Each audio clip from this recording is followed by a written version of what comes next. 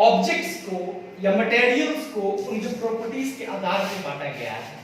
सबसे पहले हम पढ़ेंगे फिजिकल स्टेट के बारे में, यानी फिजिकल मटेरियल्स के फिजिकल प्रॉपर्टीज के आधार पर कितने भागों में बांटा गया है, उनके अपीयरेंस के आधार पर कितने भागों में बांटा गया है, फिर वो उनके हार्डनेस वाली जो प्रॉपर्टीज है उनके आधार पर कितने भागों में बांटा गया है, फिर जो सॉल्युबिलिटी होती है उनके आधार पर कितना बांटा गया है, फिर डेंसिटी और ट्रांसपेरेंसी, यानी इतने सारे प्रॉपर्टीज होते हैं मटेरियल्स के, उनके हिसाब से उनको कैटेगराइज किया गया है, उनको क्लासिफाइड किया गया है। तो सबसे पहले हम पढ़ेंगे फिजिकल स्टेट के बारे में। तो कोई भी फिजिकल जो स्टेट होता है मटेरियल्स का वो तीन प्रकार के होते हैं। कौन कौन? Solid, liquid and gas. तो जो सॉलिड होते हैं जैसे कि चेयर, स्पून, ये सब सॉलिड है, उनका डेफिनिट शेप होता है और उनका वॉल्यूम भी होता है ना डेफिनिट होता है, यानी उनका एक निश्चित शेप होता है, उनका वॉल्यूम होता है। जितने भी जैसे कि ये डस्टर है, ये सॉलिड है, ये सॉलिड मटेरियल है से बना हुआ है, इसका फिजिकल स्टेट बता रहा हूं मैं, और इसका एक फिक्स्ड शेप है और इसका एक फिक्स वॉल्यूम भी है।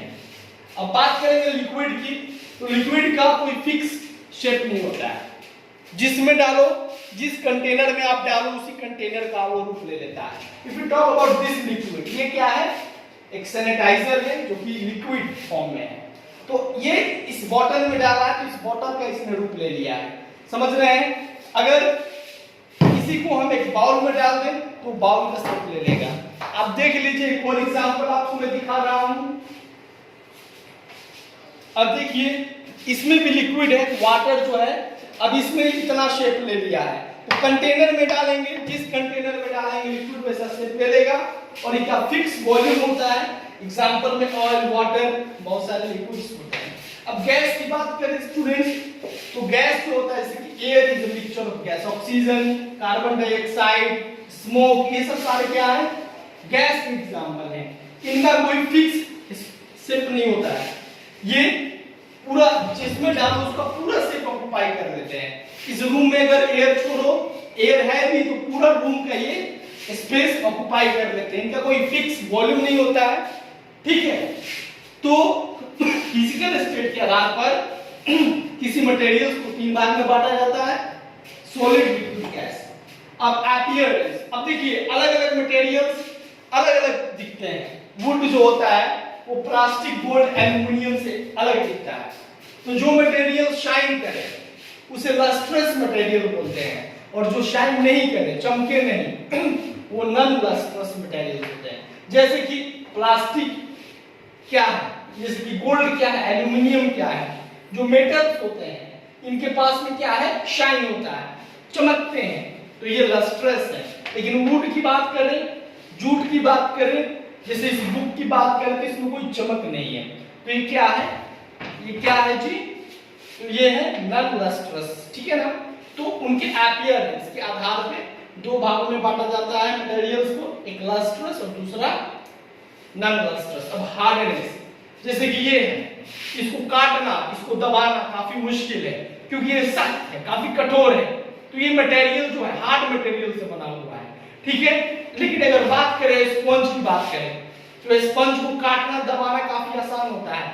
उसमें जो मटेरियल इस्तेमाल किया गया है वो क्या है? यानी वो जिस मटेरियल से बना वो सॉफ्ट है, सॉफ्ट को इजीली कंप्रेस कर सकते हैं, काट सकते हैं, स्क्रैच कर सकते हैं। लेकिन जो हार्ड मटेरियल होते हैं उसको काटने में काफी प्रॉब्लम होता है, ठीक है ना? उनको कंप्रेस करने में काफी प्रॉब्लम होता है। तो उनके हार्डनेस के आधार पे मटेरियल्स को दो भाग में बांटा जाता है, एक हार्ड मटेरियल्स और एक सॉफ्ट मटेरियल्स, ठीक है स्टूडेंट्स?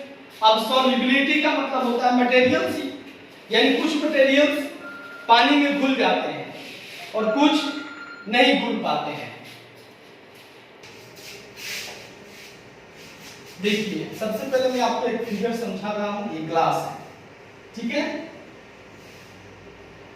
इस ग्लास में पानी है, वाटर है और इसमें सॉल्ट भी है, ठीक है? तो एक प्रकार का सॉल्यूशन है, क्या है? तो इसमें जो सॉल्ट है वो सॉलिड, ठीक है? और जो वाटर है वाटर है वो क्या है, सॉल्वेंट है। वाटर यूनिवर्सल सॉल्वेंट होता है, हम सभी जानते हैं। तो सॉल्ट जो है वाटर में इजीली सॉल्यूबल, मतलब सॉल्यूबल है। सॉल्ट जो है सॉल्यूबल है, पानी में इजीली घुल जाएगा। लेकिन अगर इसमें सैंड डाल दें, क्या डाल दें, एक अलग गिलास लेते हैं, ठीक है, और इस गिलास में वाटर है और इसमें सैंड डाल दे रहे हैं। क्या डाल दे रहे हैं, सैंड प्लस वाटर का ये सॉल्यूशन है। तो सैंड जो है इनसॉल्यूबल है, यानी सैंड जो है घुलेगा नहीं इसमें। जो मटेरियल्स होते हैं उनके सॉल्युबिलिटी की जो प्रॉपर्टीज होती है उनके आधार पर या तो वो सॉल्वेंट में घुल जाएंगे या फिर नहीं घुलेंगे, ठीक है। इसके लिए हम क्या बोलते हैं उसको, उनको बोलते हैं सॉल्यूबल या इनसॉल्यूबल। अब आगे चले, आगे पढ़ते हैं ट्रांसपेरेंसी, मतलब कि कोई ऑब्जेक्ट ट्रांसपेरेंट नहीं है। इसके आधार पर मैं देखिए, ये एक प्रकार का ग्लास है, ठीक है, और यहां से सोर्सेस ऑफ लाइट है, ठीक है, यहां से रेज निकल रहा है, ठीक है। रेज निकलने के बाद में इसमें से बाहर आ जा रहा है, ठीक है। तो ये जो ऑब्जेक्ट होगा, ये जो मटेरियल होगा ट्रांसपेरेंट है। क्या है, ट्रांसपेरेंट है, यानी जिस मटेरियल से लाइट आर पार हो जाए वो मटेरियल्स ट्रांसपेरेंट होते हैं। क्या होते हैं, और उनके प्रॉपर्टीज को ही ट्रांसपेरेंसी बोलते हैं, ठीक है। जिस ऑब्जेक्ट से या जिस मटेरियल से लाइट आर पार हो जाए उसे बोलते हैं, जैसे ग्लास, वाटर, उसको बोलते हैं, क्या बोलते हैं जी, उसको बोलते हैं ट्रांसपेरेंट मटेरियल। लेकिन अगर ये पेपर है, क्या है, पेपर है, पेपर पर थोड़ा सा मैंने तेल गिरा दिया तो ये वैक्स पेपर की तरह हो जाएगा, ठीक है। तो इसमें अगर लाइट को हम, लाइट इस पर लाइट फॉल कर रहा है, सनलाइट इसमें फॉल कर रहा है, सनरेज फॉल कर रहा है, तो कुछ किरणें निकलेंगी और कुछ किरणें नहीं निकलेंगी। घर पे भी आप कर सकते हो, एक टॉर्च ले लो, एक पेपर ले लो, उस पर घी गिरा दो थोड़ा सा, और उस पर से क्या करो, टॉर्च को जलाओ, उसके सामने कुछ लाइट बाहर जाएगा पेपर से, कुछ नहीं जाएगा। तो ऑब्जेक्ट होता है, मटेरियल होता है ट्रांसल्यूसेंट मटेरियल। लेकिन एक बुक ले लो, और एक बुक ले लो और बुक से ऐसे टॉर्च जलाओ तो क्या होगा, इसके इधर आर पार नहीं होगा लाइट। तो इस ऑब्जेक्ट, वैसे ऑब्जेक्ट को बोलते हैं ओपेक ऑब्जेक्ट्स, ठीक है ना। लाइट जो है स्ट्रेट लाइन में ट्रेवल करती है, अगर लाइट के रास्ते में कोई ओपेक ऑब्जेक्ट आता है तो उसका शैडो बन जाता है। याद रखें, ट्रांसपेरेंट मटेरियल्स होते हैं, ट्रांसलूसेंट्स होते हैं, ओपेक मटेरियल्स होते हैं। मिलते हैं अगले वीडियो में। Thank you very much.